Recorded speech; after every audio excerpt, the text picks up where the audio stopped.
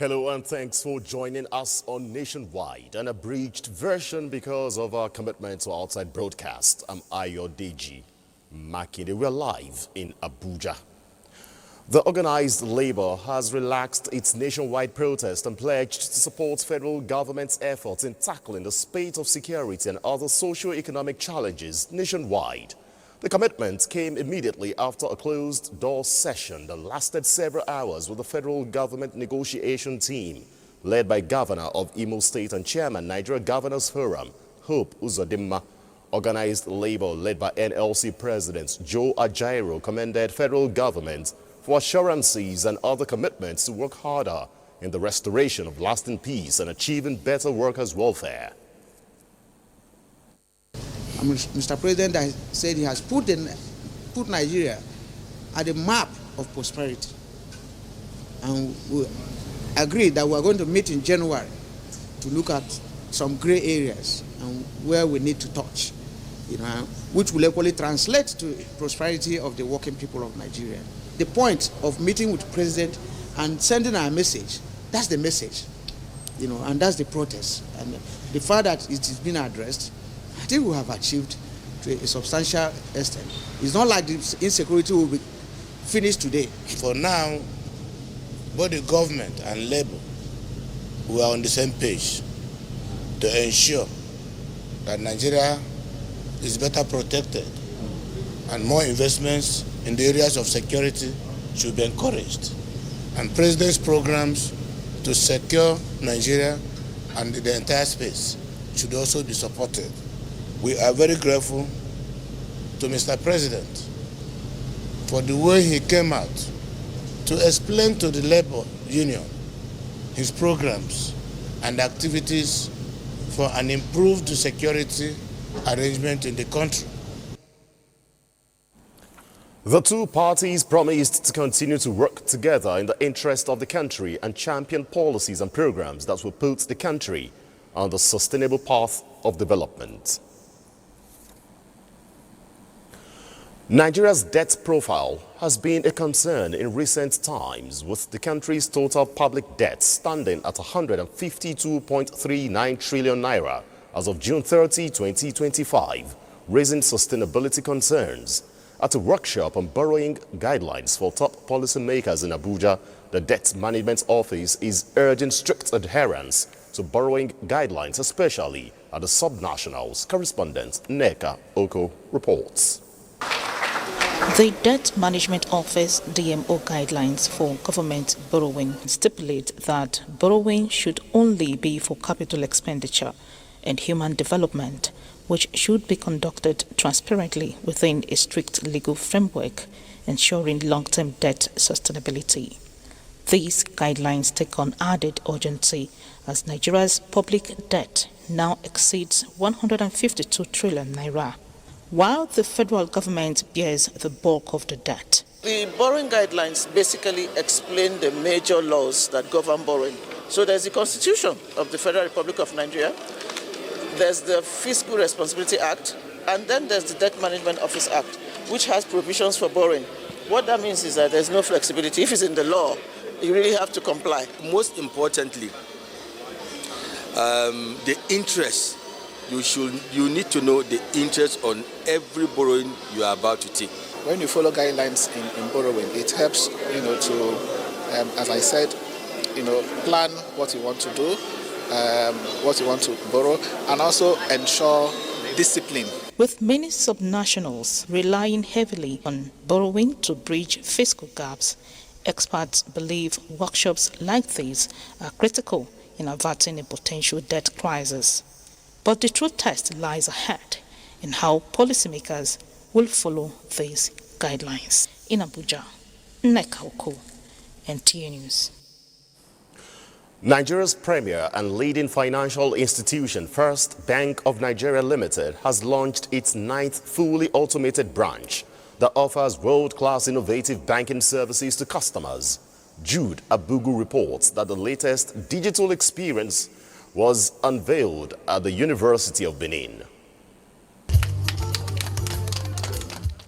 The state-of-the-art Digital Experience Center is a one-stop self-service banking hub that provides customers with digital access to various services of the bank.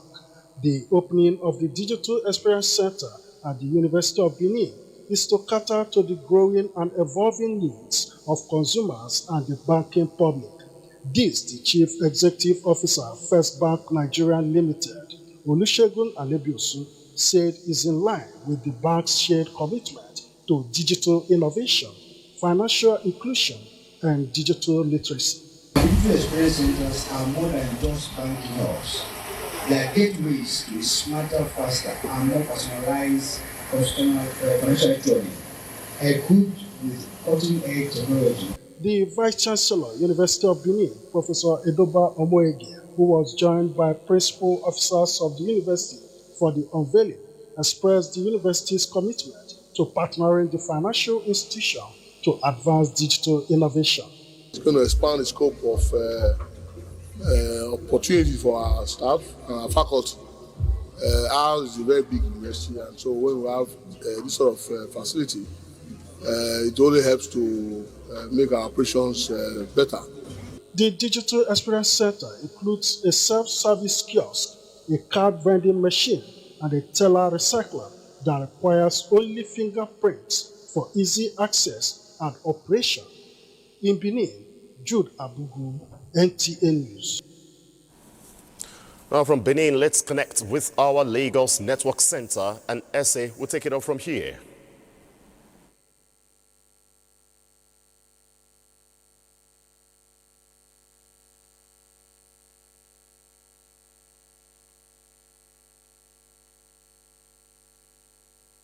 Thank you for joining us in Lagos.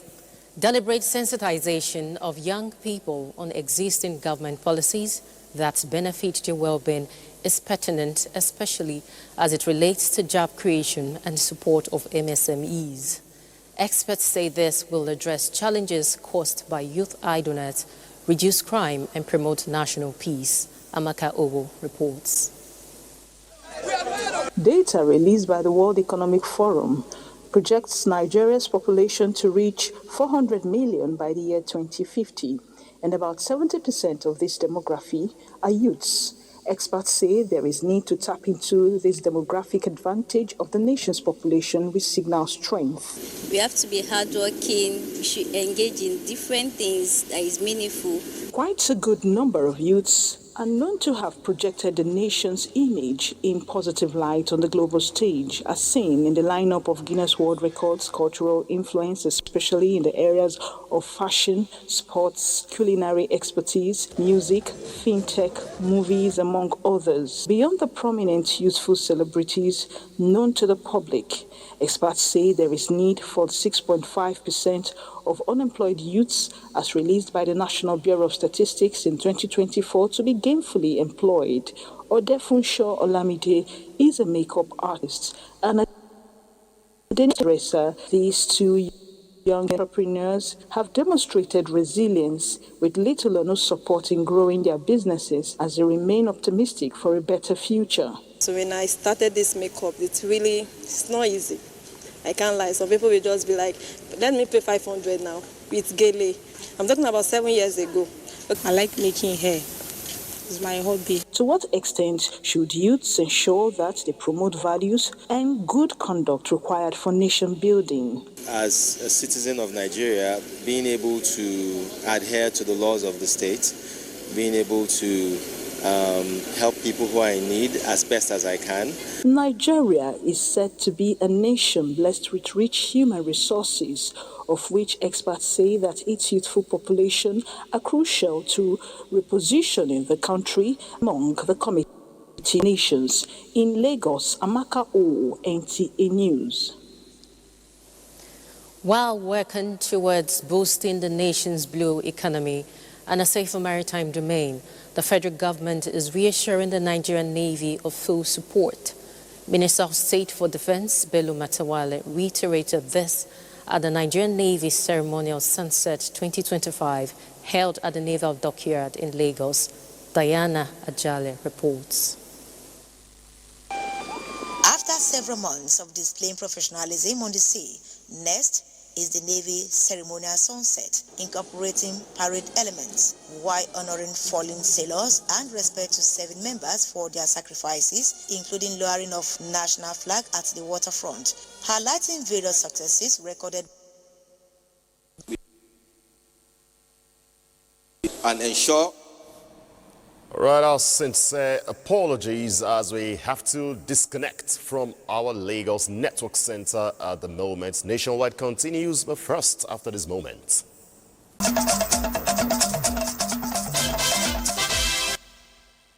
You're welcome back.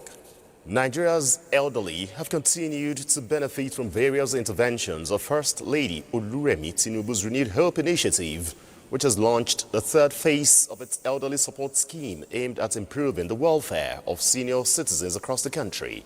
From Minna, Niger State, Fatima Usman reports that the initiative is adopting an inclusive approach to ensure that no elderly person miss out. Her Excellency Senator Oluremi Tinubu has come up with so many programs that is bringing everyone on board. 150 elderly citizens smiled home with various packages in Sokoto. Asmau Habibu Shagari reports that wife of Sokoto governor handed various items to the elderly on behalf of RHI. It is crucial to emphasize the importance of prioritizing our elderly citizens in our initiatives. Free medical services were also provided for the elderly under the initiative. In Lafia, Nasarawa State, Abigail Bashi reports that another 250 elderly persons were gifted an end-of-the-year package of 200,000 naira each. With them, we love them and we want to support them. Alwal Haliru reports that 250 elderly citizens drawn from 34 local government areas of Katsina State also received 200,000 naira each. And indeed our joy to ensure that they live their twilight years in comfort, good health and dignity. In Lagos, Joy Nkena Bakboya reports that the same amount also was given out to citizens under the support scheme.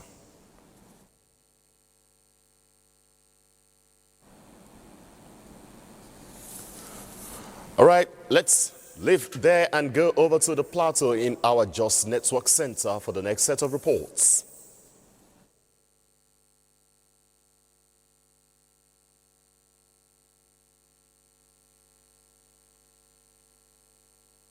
Thanks for joining us in Jos. The National Mathematical Center is introducing new methods of teaching and learning mathematics in schools. At a training for mathematics teachers in Jos, stakeholders emphasized the need for innovative teaching strategies aimed at improving the understanding of mathematics among young Nigerians.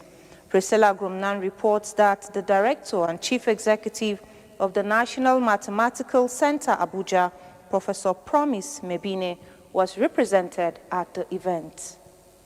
The workshop focuses on equipping teachers with modern and interactive classroom techniques to make students develop interest in the subject as well as improve their performance in both internal and external examinations. We gained a lot from what they gave us, and we pray with hope that they should try and organize programs like this. We learned so many things.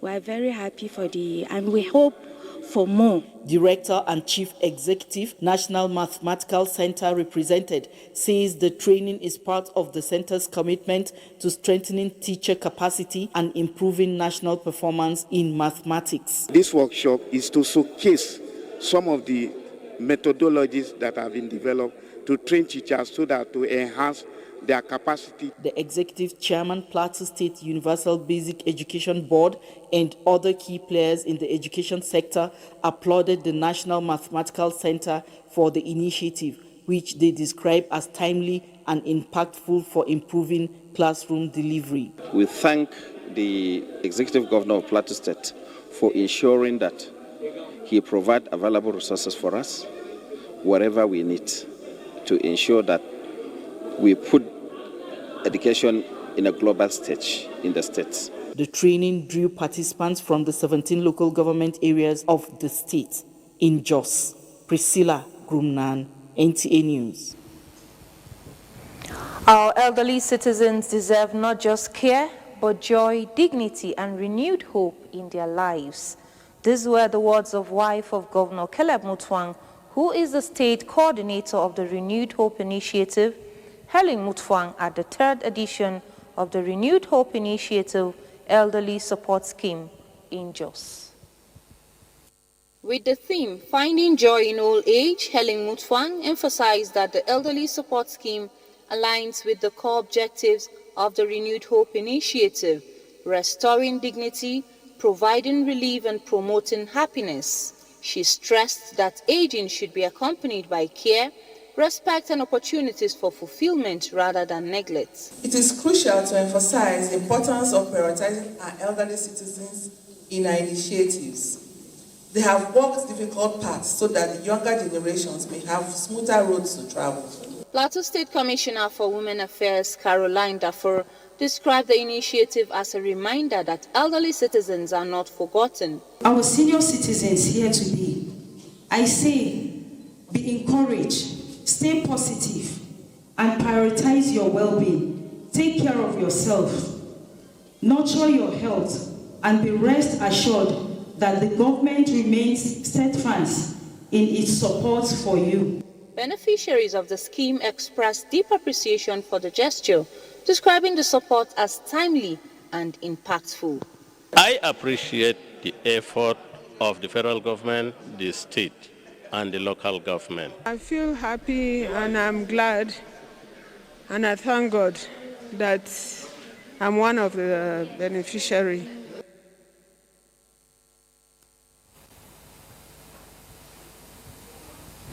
And that's our contribution from Just Nationwide continues in Abuja with Ayo. Thanks so much, Mary, in our Jos Network Center. The Minister of State Defense, Bello Mohammed Matawale, says Nigeria's security is a shared responsibility that demands the active participation of citizens and all relevant stakeholders. The minister made the remarks while receiving members of the National Forum of Former Legislators on a courtesy visit to the Ministry of Defense headquarters, Ship House, Abuja. He noted that public concerns and criticisms are natural features of a democratic society, stressing that such issues must be addressed within proper historical and operational contexts. In fighting these menace, we must use two options, kinetic and non-kinetic. Non-kinetic takes 75%, kinetic is just 25%. But in Nigeria, people are expecting that you have to do kinetic 100%, which is not possible. We'll tap from some of your experience on how best we can be able to tackle the issue of insecurity. We are not unaware of the challenges that are being faced, but as a group, we know that the issue of security is everyone's business.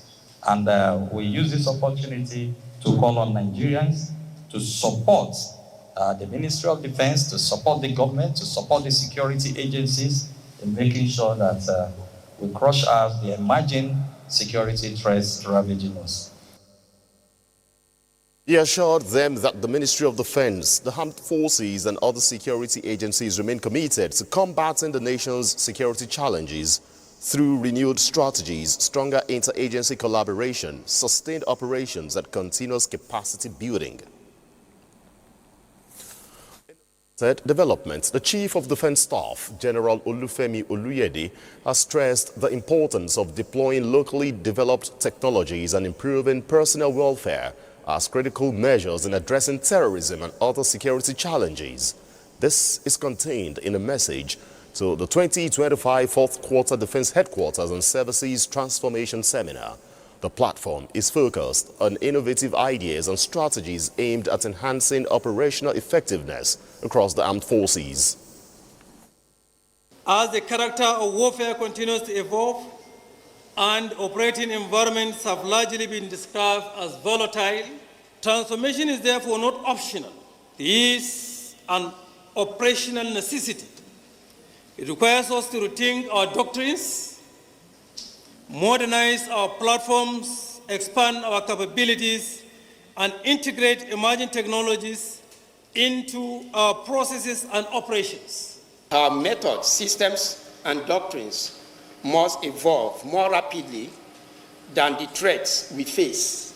This seminar, therefore, provides a unique opportunity to critically examine the gaps. We must be deliberate in embracing transformation using emerging technologies in the fight against banditry and terrorism. Other key areas include institutional restructuring, the review of military doctrines, local production of defense equipment, and strengthening of civil-military cooperation. The government, in collaboration with the National Emergency Management Agency, has distributed cash assistance and relief materials to victims of this year's flood disasters across the state. It is to reinforce ongoing disaster response and recovery efforts. Abdullahi Umar Ilalu reports. The official record from NEMA and SEMA shows that about 18,000 households were affected compared to 36,000 victims recorded in 2024. As part of its intervention, Sokoto State Government spent over 3 billion naira on relief materials, provision of temporary shelter, and dry season farming incentives, as well as support for water transportation to sustain livelihoods of the people. To further cushion the effect of the disaster, the governor announced the release of 150 million naira, with 10 million naira allocated to each of the 15 affected local government areas to support flood and windstorm victims. Let me assure the good people of Sokoto State that our administration will continue to prioritize disaster preparedness mitigation and response in the state. An official of the National Emergency Management Agency, NEMA, stated that the federal government has approved the release of food items, non-food items, and building materials following rapid damage assessments conducted jointly with the Sokoto State Emergency Management Agency, SEMA, and other stakeholders. The special advisor to the governor on SEMA, while acknowledging the synergy between stakeholders, noted that the early warning systems and sustained public sensitization have significantly helped in reducing impact of the devastations. In Sokoto, Abdullah Umar Ilalu, NTA News. Conversations around Nigeria's future have once again placed young people at the center, with stakeholders emphasizing value reorientation as a key response to addressing some vices. Development experts also believe that aligning the qualities of resilience and creativity of the youth with strong ethical standards will accelerate progress towards national goals. Chidiebere Onya reports.